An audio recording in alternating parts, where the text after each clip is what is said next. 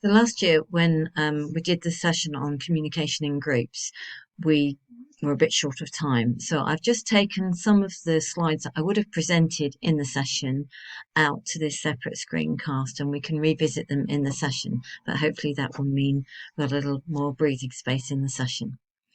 So I just want you to start by thinking and maybe pause a little bit and think about meeting and greeting in a group session as opposed to on our one-to-one consultations as we've been practicing. So just pause for a moment and write a few things down. What's going to be different in a group session as opposed to a one-to-one?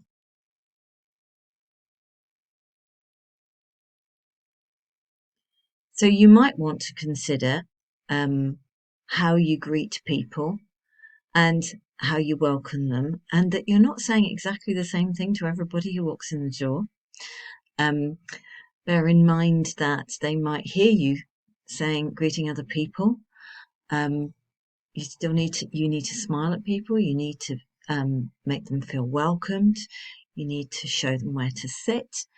You might want to explain to them where the refreshments are if there are any, or where the toilets are if they need them. Tell them what time you're going to be starting. It's just those kind of, does somebody think they've got time to go to the toilet before the session starts? It's those kinds of things that we can do to make people feel at ease. So welcoming people is just as important as it is on a one-to-one. But you're not going to be having a detailed conversation with somebody about a personal issue because you're in a group. So thinking about that and making sure that people know what to do, are made comfortable, made feel welcome. And it might be that you've got them wearing name labels. You might encourage them to start talking to each other, make them feel that that's okay to do that while you're waiting for everyone else to arrive. So a few different things to think about, but most often people are going to be coming to you and having to perhaps pick up some courage to walk through the door. So you've really got to be mindful of that.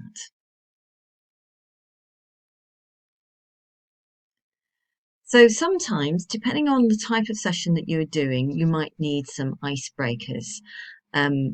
If it's only a half-hour session, you really haven't got time to do that. And a lot of these things you might do more of if you're doing, say, a whole day study day. It may be delivering to nutrition link nurses or somebody like that. You might want to spend a little bit more on building rapport between people as well as you with people. So this is about building relationships between people. And there's whole books on icebreakers. There's loads that you can get off the internet. Just think through, make sure that they are relevant. There's no in jokes. There's no things that might make some people feel distant or uninvolved. So they need to be safe for the client group that you have got in front of you. So think that through. Be careful with choosing icebreakers. Sometimes people can be quite anxious coming into a group scenario. So it might be worth exploring their hopes, fears, and expectations. But just to ask them what they are is quite difficult, puts people on the spot.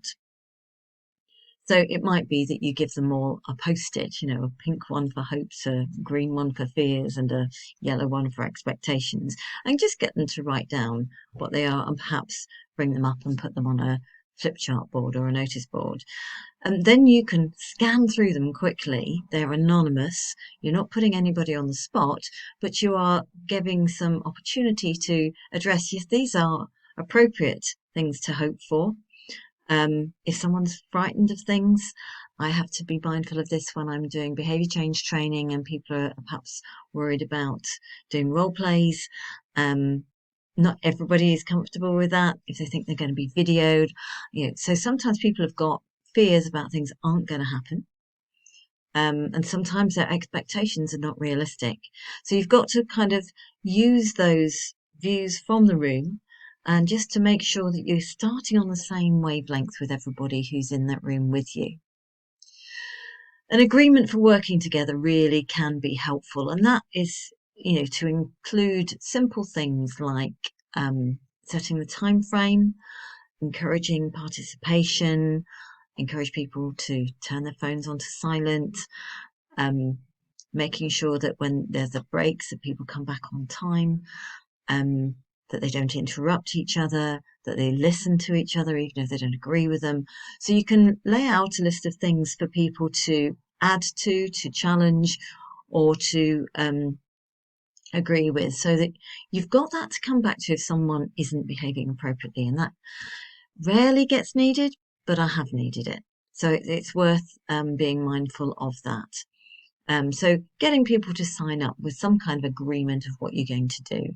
And you can have it prepared and ask people to, if they're happy with it, if they want to add anything, take anything away, rather than getting the whole room to come up with them, because that can take time too.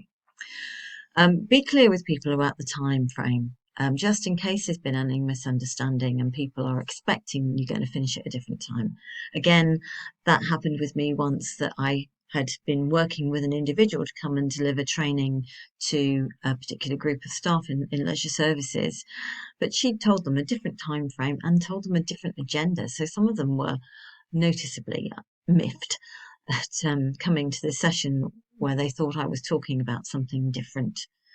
So managing those things can be quite challenging, but those kind of difficulties don't happen very often, but it's much better to get them dealt with early on, rather than finding people are getting cross because things aren't what they would have expected. And if you're doing a full day, you can do all of these things and get everybody off on the right footing and level of agreement.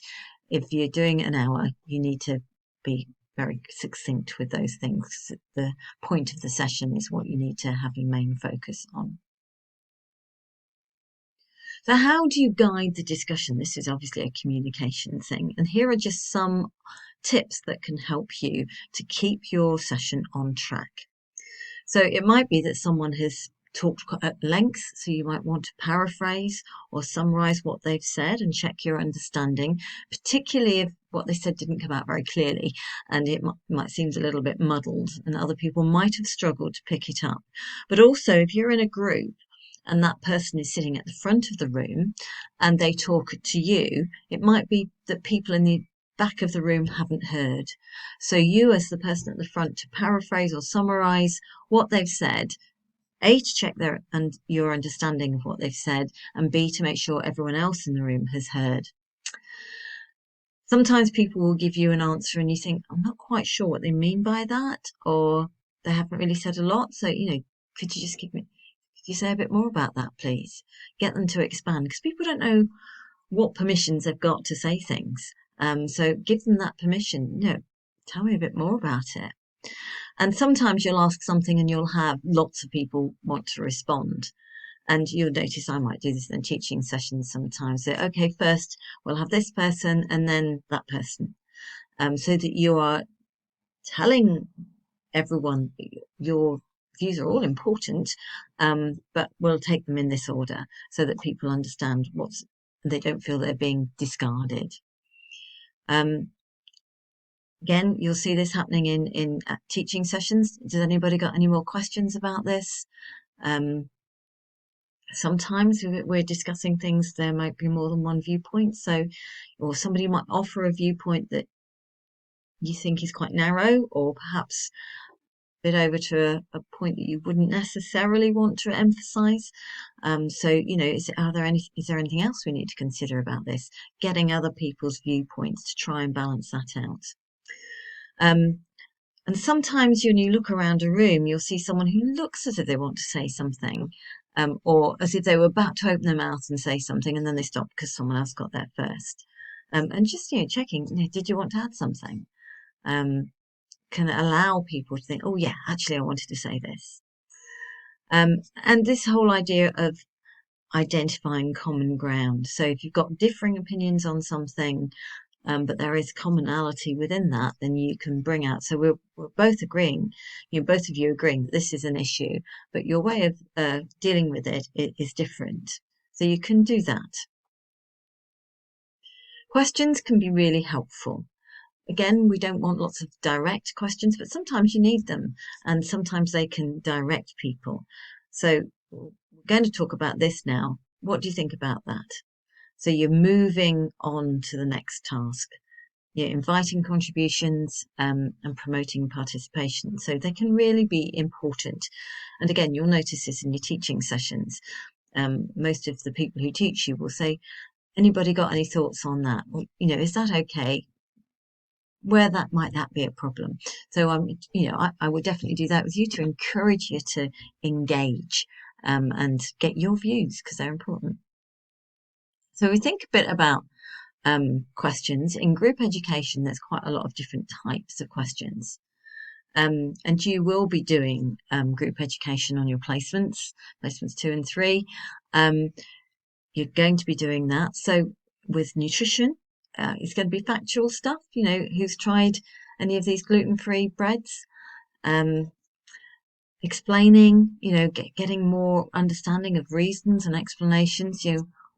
Does anybody understand the impact of weight loss on maintaining healthy blood sugar levels?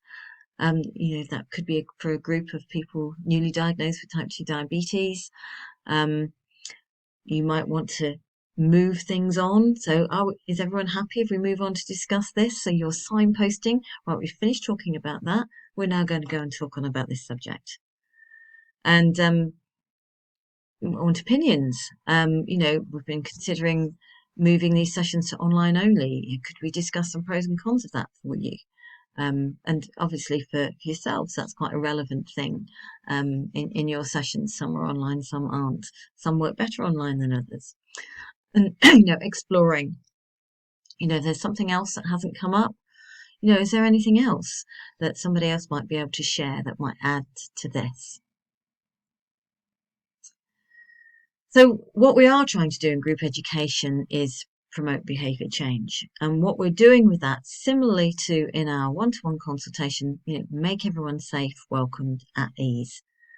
Make everything as accessible as possible to all the participants. So consider what their needs might be. You need to be considering comfort. Is the room appropriate? Is it too hot, too cold? In group education, you might be providing some refreshments, or at least showing people where the water machines are, or where they could get a drink if they wanted them. And you can keep the discussion going. So it's interesting. You said we need to eat oily fish. How have people incorporated oily fish into their diet? So you're talking about, okay, this is a food we want to encourage in cardiac rehab type scenario. In what ways are people doing that? So we're moving it towards thinking, like, how could you change? How could you bring that in? And the idea of using lots of different ways of communicating, paraphrasing, is making sure people feel that actually that's a really valuable contribution. Oh, thanks for bringing that up. That's important. So you're emphasizing the positivity, even if it's not a positive thing that's been brought up. Oh, that's interesting. And that is a view that, a lot of people believe. So you're affirming, even if it's not a positive thing that's been said, you may have to correct it, but encouraging that participation. So actively do that and really listen to people's contributions. And so when you get misinformation, here's a kind of example here of what you could do. Thanks for bringing that up. There's such a lot out there about this topic. It's difficult to know what's right and wrong. But what we do know is that X, Y, Z. So I've had to do that, for example, where someone who believed eating 2 grapefruits a day was going to help burn up fat. And there are food myths, loads of them, and people have often been misinformed. So we really need to be mindful of that. And ending the session, try not to rush. Ideally, you need some evaluation. Make sure if there's a follow-up session, people know exactly what's happening. Contact details are important. Allow time for questions, and be there in case somebody wants an individual question. And be polite, be friendly. Thank people for coming. Check they know where to go. So quite simple things, but it's important that we do remember all of them.